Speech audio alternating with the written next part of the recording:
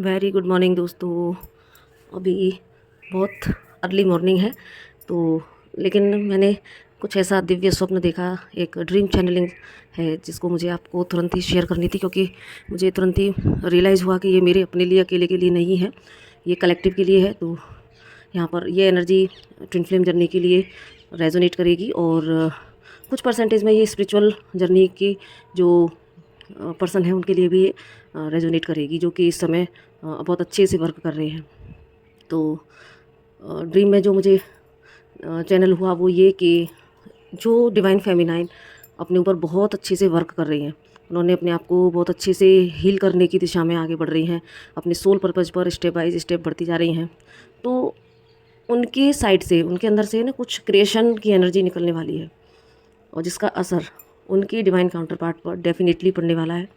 और ये प्रोसेस शुरू हो चुकी है, क्योंकि मैंने जो देखा वो ये कि एक कोई बहुत ही स्ट्रॉन्ग पर्सनैलिटी है और वो उनका एकदम से दिव्य ऑरा भी दिव्य है और वो प्रसव पीड़ा से बहुत छटपटा रही हैं। लेकिन प्रसव पीड़ा के बावजूद भी उनके चेहरे पर जो एक ना बोल्डनेस का एक भाव था। और जब तक कि लोग उनकी हेल्प के लिए आते प्रसव पीड़ा में, बेबी को बर्थ देने में हेल्प के लिए कोई आता, तब तक उन्होंने एक अजीब तरह का एक ऐसा पोस्चर बनाया और तुरंत ही बेबी को बर्थ दे दिया। और जो वो बेबी था वो बेबी भी एकदम से दिव्य था, उसके गोल्डन कलर के बाल थे, साधारण से थोड़ा सा साइज़ भी उसका बड़ा था और बड़ा ही देखने में वो और बच्चों से बिल्कुल अलग बहुत ही दिव्य था। तो तभी मुझे समझ आया कि ये कलेक्टिव में जो डिवाइन फेमिनाइन अपने ऊपर बहुत अच्छे से वर्क कर रही हैं, अच्छे से उन्होंने खुद को हील कर रही हैं। तो वो अब अपने सोल मिशन पर तो आ ही रही हैं, साथ में उनके अंदर के जो कुछ पास्ट बर्थ के जो कुछ उनके गुण होंगे या अपनी उनकी अब तक की जर्नी से, साधना से कुछ क्रिएशन उनके अंदर से निकलेगा, जो कि समाज सोसाइटी के लिए बहुत ही फ़ायदेमंद होगा। क्योंकि एटलीस्ट सोल पर्पज़ पर आना ही एक इस जर्नी का जो डेस्टिनेशन है वो यही है कि अपने ऊपर वर्क करके अपने आप को साध कर, हील कर कर जब एक डिवाइन फेमिनाइन सोल पर्पज़ पर आती है तो वो न सिर्फ अपना बल्कि वो पूरे मदर अर्थ को हील करती है, पूरी मदर नेचर को, इस समाज सोसाइटी सबके लिए एक एग्जाम्पल सेट करती है। तो वही एनर्जी मुझे यहाँ पर फील हुई। तो जो डिवाइन फेमिनाइन इस एनर्जी में है, आगे आने वाले समय में वो कुछ नया क्रिएट करेंगी जो कि सबके लिए ही बहुत बेनिफिशियल होगा।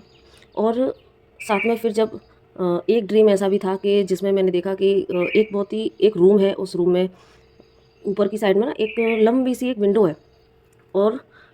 मैंने देखा कि कोई मेल फिगर है जो कि दरवाज़ा है उस रूम में, लेकिन उसके बाद भी वो उस दरवाजे को ना खोल के उसने क्या किया, विंडो को तोड़ा है। विंडो जो कि रेक्टेंगल शेप में थी, उस विंडो के जो विंडो में लगा रहता है ना, जैसे लोहे की जो लगी रहती है छड़ें वगैरह, तो उसको सारा विंडो को उसने तोड़ा है। और उस विंडो को तोड़ने के बाद तब वो उसमें से एकदम से स्मूथली निकल रहा है, आ रहा है, जा रहा है, निकला है एकदम से निकलते हुए देखा मैंने इनफैक्ट। तो वहाँ पर मैं सोच भी रही थी कि ये क्या कर रहा है, इस कमरे में दरवाजे भी हैं, यहाँ से नहीं निकल रहा है बंदा, यहाँ से क्यों, एकदम एक फ्लोटिंग वाली एनर्जी में वो वहाँ से फिर निकला है। फ्लोटिंग पहले तोड़ा है, जद्दोजहद की, फिर उसके बाद फ्लोटिंग करते हुए वो वहाँ से निकला है लेटे हुए पोस्चर में। तो फिर मैं एकदम से बाद में जब मैंने दिमाग लगाया, थोड़ा सा सोचा, क्योंकि डिकोड करने की कोशिश कर रही थी कि ये कुछ कैसा ड्रीम है, तब फिर मुझे वहाँ समझ आया, जो इंट्यूशन मुझे लगा कि ये उन्हीं डिवाइन फेमिनाइन की जो मेस्कुलाइन की ये एनर्जी है कि जो फेमिनाइन अपने ऊपर अच्छे से काम कर रही हैं, तो उनके जो मेस्कुलाइन हैं उनके कुछ ओल्ड बिलीफ सिस्टम, कुछ पैटर्न ब्रेक हुए हैं,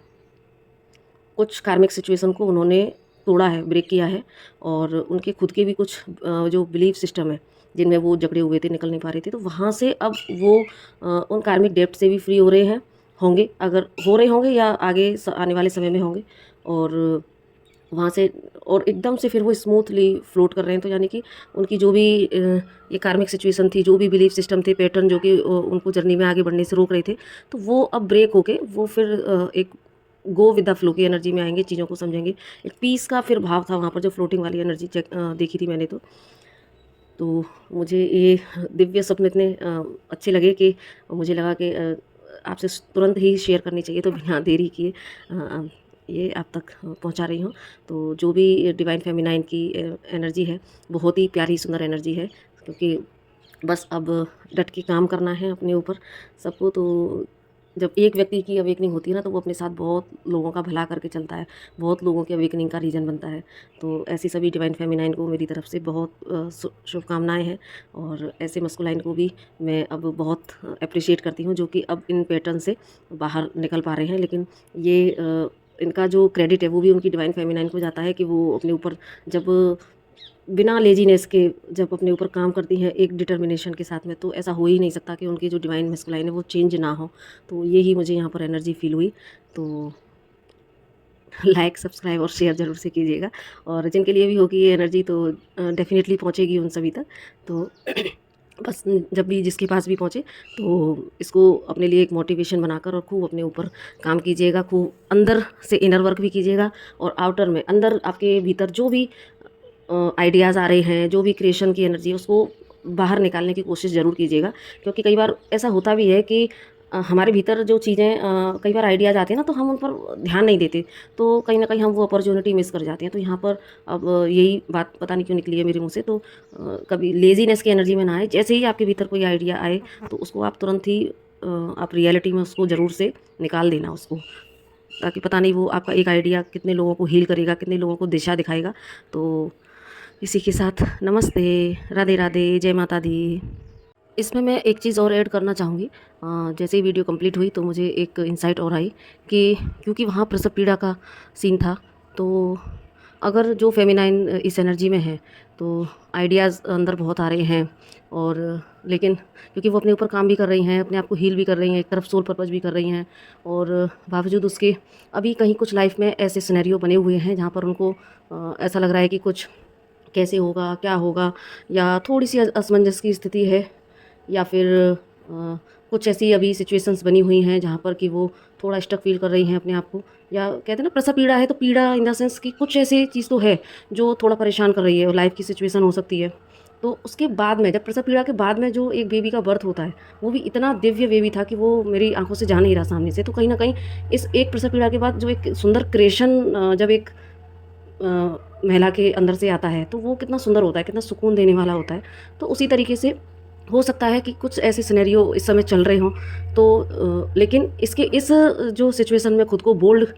करके खड़ा रखेंगी डिवाइन फेमिनाइन, तो इसके बाद जो आपके सामने आएगा, आपके ही भीतर के गुण, आपके भीतर की ही कैपेसिटी, आपके भीतर की ही कुछ नया क्रिएशन जो बाहर आएगा, वो बहुत ही दिव्य होगा। वो ऐसा होगा कि जो सबको सुकून देगा, सबको एक पीस देगा। तो ये मुझे अभी बाद में हुआ। तो इसीलिए अगर ऐसी सिचुएशन चल रही हैं आप लोगों की लाइफ में, जिनको भी ये एनर्जी रेजोनेट करेगी, तो प्लीज़ आप एक बोल्ड स्ट्रॉन्ग डिवाइन फेमिनाइन है तो डेफिनेटली आप कवर कर ले जाओगे। हाँ, लेकिन यहाँ पर जो मुझे चैनल हुआ तो यहाँ पर 2 शब्द ये मेरी तरफ से भी हैं कि बस आपको उसी बोल्डनेस में रहना है। ये हमेशा याद करके रखना है कि आप एक शक्ति हो, क्योंकि एक डिवाइन फेमिनाइन एक शक्ति स्वरूपा होती है, और वो कभी हार नहीं मान सकती। तो ये जो छोटी-छोटी सिचुएशन बनी हुई भी हैं, बड़ी हों या छोटी हों, सिचुएशन अगर ऐसी कोई है जो अभी थोड़ा पेन दे रही है, लेकिन आगे वो आपको कुछ उससे कहीं ज़्यादा मात्रा में आपको सुकून देगी। तो बस आपको इसी अपनी बोल्डनेस की एनर्जी में रहना है, शक्ति की एनर्जी में रहना है। तो बस ये थोड़ा रह गया था ऐड करने के लिए। तो जय माता दी।